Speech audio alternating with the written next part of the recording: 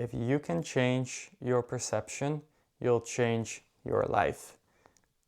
There are 7 areas of life: body, mind, matter, relationships, heart, spirit, and service. And a human flaw is to view reality and view life only through one of these specific areas, lenses, so to speak. It is really important to understand that life is a relation. Everything in life stands in relation with one another. Often we've become quite obsessed with truth, which is not necessarily a bad thing, but truth often has many layers to it. Life is very complex, multi-layered, multifaceted. For example, you want to understand a forest. Now, the forest has birds, a forest has plants. You can do some scientific experiments. You can maybe talk to the spirits of the forest. You can just feel into it yourself and maybe paint about the forest. You can analyze the forest and keep a journal about the forest. You can just walk into the forest. You can even investigate the relationship between all the different parts of the forest, the birds and the trees, the plants and the wind. It's such a complex thing. Will you ever fully understand the forest? You probably will not. And that is okay. You can understand certain aspects of it, but what is really important about the forest is important about our life, about life itself. This has very practical implications because what we need in the modern 21st century is we don't lack specificity, we don't lack knowledge, we don't lack tools, but what we truly lack is integration. And integration means placing our life towards the center of importance, back to where it belongs. And this doesn't mean I am the most important thing in the world. No, it's the most important thing to put life itself at the center. So it's really important that reality, your life, is in relation. You cannot step out of relationality. And this means even if you are in very deep meditation or you use the scientific method, these are all lenses through which we view reality. You cannot not view reality through a certain lens. And this is totally okay. So let's take the example of a boy. A 12-year-old boy, he comes to you and he feels depressed. Now, he wants you to find a solution for him, and whatever you'll tell him to do, he'll do. So what do you actually recommend? Now, what first comes up, depression, is let's send him to a psychologist. So the psychologist has studied the mind a lot, so he'll have some ideas on what to do, and he'll recommend therapy for the boy. We could also send him to a medicine man, a shaman, where he would see some dark energy probably on the boy and would seek to heal him through ceremony. Now, what if we take another perspective? The depression is actually a neurochemical imbalance, according to the psychiatrist, the matter area. So he will prescribe medication to bring his state in more of a hormonal balance. Now, the artist would just say that the boy is feeling repressed, because depression is deep rest, repressed. So he will need to start learning how to sing and write songs and just let these emotions flow through him. Now the personal trainer would view the boy and would see that his arms are weak from all the gaming or whatever he has been doing. His body is just physically very weak. So he'll recommend a movement training program for him. Or his grandmother see it as an entire imbalance in the family, and she'll recommend sitting around the fire and just dance and be in community. And the last and rare individual, something that I do in my personal practice, is to recommend a combination of these approaches and put service, his life, at the center. These are all just lenses, and understand that there are many examples you can take through these lenses. Spirit doesn't mean to have to be a shaman, and matter doesn't have to be a psychiatrist. This is just a specific example. Now, these primary lenses dominate our mode of operating. Because if you take this real life example, and he would visit a man in his 50s, and he would be a psychologist, and he would 100% recommend therapy. If he would be living in an indigenous tribe, they would maybe recommend him to sit around the fire with him and to just dance it out. Now, what is the best solution here? It's a very good question to ask. What is the best solution? But before we can even understand that there is a solution here to be made, we first need to understand what are our different options, what are the different lenses. And a lot of people just get stuck here. They only view life through one primary lens, one perspective. They do that for 40 years and they get so incredibly stuck in it. And this you can see both on a global and an individual level. Globally, we have become advanced materially, so to speak, and we've used our minds a lot to dominate and control the world.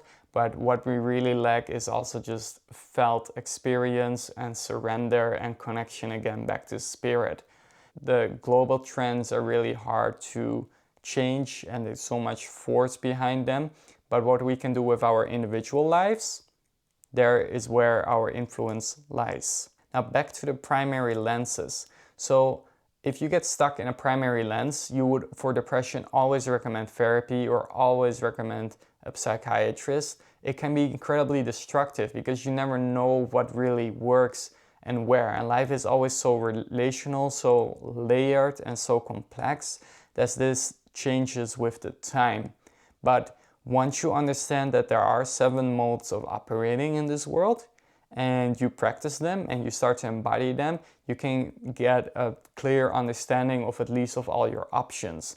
This in and of itself can take years, and only then can the wisdom arise of which area is actually necessary to be developed here. And you cannot escape this. Life is always relational. You cannot step out of the game, as I said.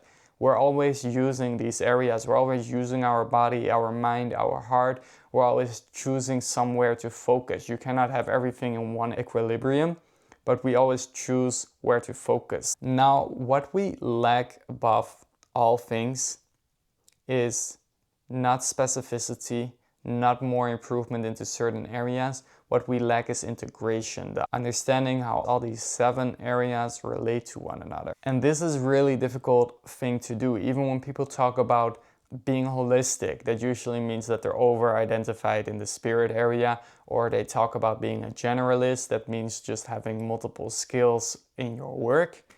It is really difficult to integrate every single part of your life. The important thing is not to be perfect, but to just practice it. Areas of life can be ignored, they cannot be avoided. Let me explain that by using the example I used earlier. On the collective level, we have developed the matter area extensively, and in the past century, it has just exploded. The amount of material abundance, it is so great. We've done it at the cost of several other areas. We've definitely become disconnected from our bodies and our felt experience and spirituality as well, as many people have. Now, a good example of this, as our meta area has increased, so has environmental havoc. And that environmental havoc, because everything is always in relation, also has an effect on us. So the meta area is quite highly developed. We view reality through that lens a lot.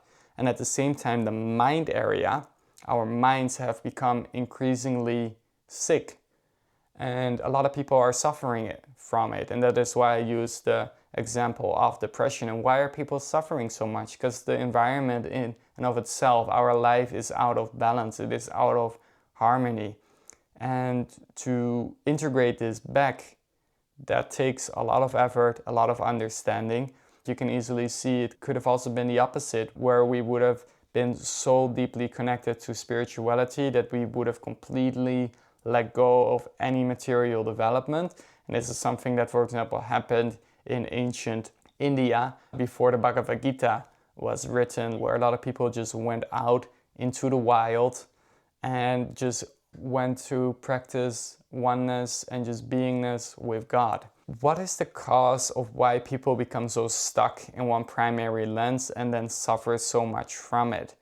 The reason people get stuck in life and stuck in their own lens and stuck in their own way of operating, both individually and collectively, is because we tend to reject life. Again, life is multifaceted, multi-layered, and highly complex, and also very simple. It is just always present.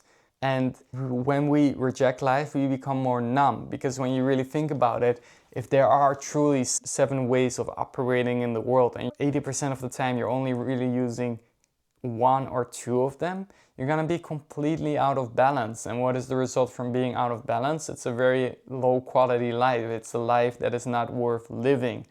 And this is why Socrates said, the unexamined life is not worth living. We really need to examine each area of our life to have the ability to think, to reflect, and to become truly alive. Because again, what we have lost the most is integration and putting our life in the center. And this is not about me. Everything now all of a sudden is about me, but everything becomes relational in life. So there's some aspects of your life where you need to take care of this material world.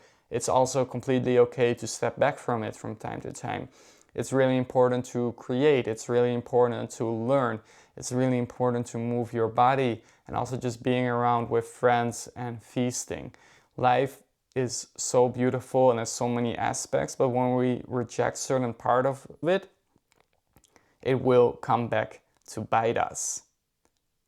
So the choice is up to us. If we do not master ourselves, life will master us.